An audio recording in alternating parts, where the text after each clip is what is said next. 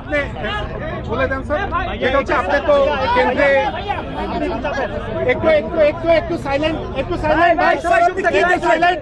না না আমি তো না এটা হচ্ছে না অত্যন্ত এই কেন্দ্রে আসা আমি প্রথমেই আপনাদেরকে আন্তরিকভাবে ধন্যবাদ জানাচ্ছি, কারণ যখন আমি ভেতরে গেলাম আপনাদের সাথে বাইরে সাক্ষাৎকার করে গেলাম এবং আপনারা সকলেই বাইরে ছিলেন, যার ফলে যে ওখানকার ছাত্রছাত্রীরা যেই দিচ্ছে সেটা সেখানে কোনো বিঘ্নিত হয়নি। সেই জন্য আপনাদেরকে আন্তরিকভাবে আমি ধন্যবাদ জানাচ্ছি যে আপনারা কষ্ট করে এই গরমের মধ্যে বাইরে অপেক্ষা করেছেন, আমরা যতক্ষণ ওখানে ছিলাম। আমরা জানি যে সারা দেশে আজ এই পরীক্ষা, এটা এসএসসি পরীক্ষা এবং তার সমমানের যে অন্যান্য পরীক্ষা সেগুলো শুরু হয়েছে। 29,28,000 ছাত্রছাত্রী এই পরীক্ষায় অংশগ্রহণ করছে।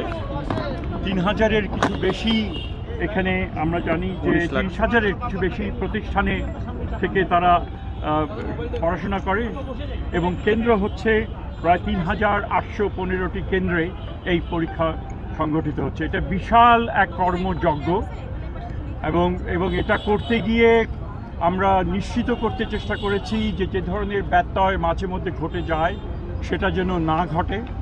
যথেষ্ট আমাদের সহকর্মী যারা রয়েছেন এবং অন্যান্য প্রতিষ্ঠান যারা দেশের বিভিন্ন অঞ্চলে এই পরীক্ষা সংগঠিত হচ্ছে তাদের আন্তরিক প্রচেষ্টা ছিল এবং এর জন্য যে প্রাথমিক যে কাজ যেটা সম্পাদন করা দরকার ছিল অর্থাৎ পরিকল্পনাটা করা, সেটা সুচারুভাবে সেটা সম্পন্ন হয়েছে বলে মনে করি।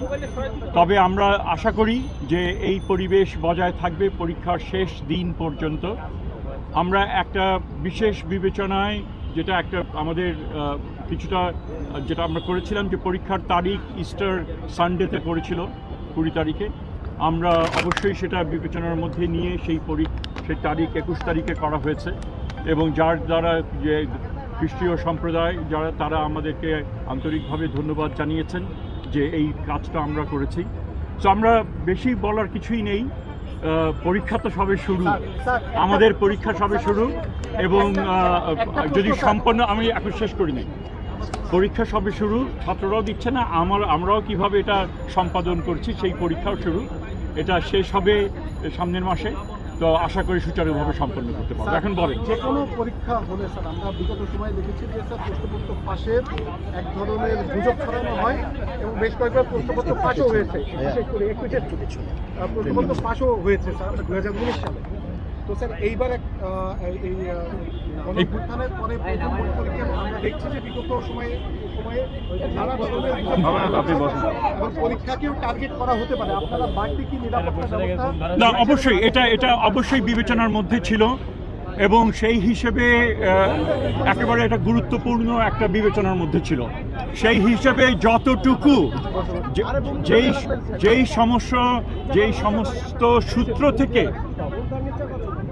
যেই সমস্ত সূত্র থেকে প্রশ্নপত্র ফাঁস অতীতে হয়েছে বলে জানা গেছে, আমরা চেষ্টা করেছি সেই সূত্রগুলো প্লাগ করা, যে সেখান থেকে যেন না হতে পারে।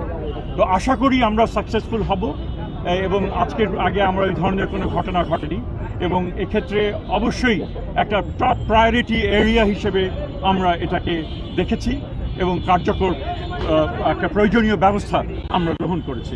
আমি আর দুটো প্রশ্ন নেব। কাউকে তো ছাড় দেওয়ার সুযোগ নেই, বিশেষ করে সামাজিক যোগাযোগ মাধ্যমকে কেন্দ্র করে অনেকে উড়ো খবর দেয়, প্রশ্ন ফাঁস না কিন্তু তারা বলছে এটাই ফাঁস করা প্রশ্ন, তাদের নিশ্চয়ই আইনের আওতায় নিয়ে আসা।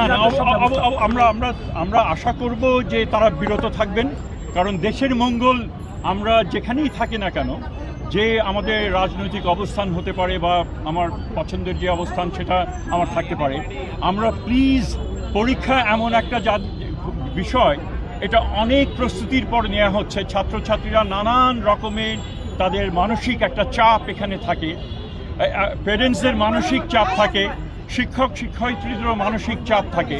সো এটার সাথে আবার বাড়তি এই ধরনের অন্যায় চাপ যেন সৃষ্টি না করেন, তার জন্য সকলের কাছে আমি বিনীত অনুরোধ জানাচ্ছি যে আপনারা ওগুলো থেকে বিরত থাকবেন। যদি জেনুইন সমস্যা থাকে অবশ্যই আপনাদের দায়িত্ব সেগুলো সংশ্লিষ্ট কর্তৃপক্ষের কাছে নিয়ে আসা যাতে তারা যাচাই বাছাই করতে পারে। কিন্তু আপনি একটা জিনিস পেলেন, সেটা সামাজিক মাধ্যমে ছড়িয়ে দিলেন, এবং সেটার দায়িত্ব অবশ্যই আপনাকে নিতে হবে, এবং এর মাধ্যমে কিন্তু অনেক ক্ষতি হয়ে যায়।